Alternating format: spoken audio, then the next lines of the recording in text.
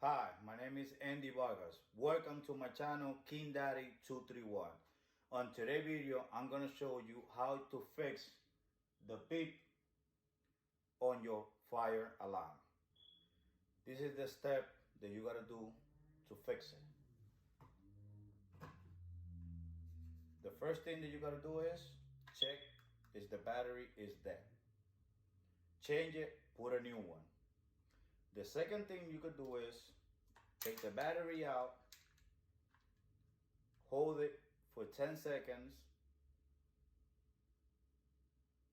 and then put the battery back in,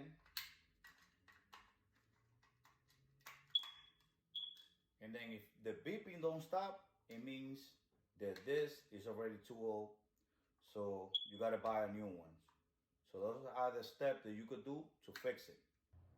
Thank you for watching. I hope you could fix your problem.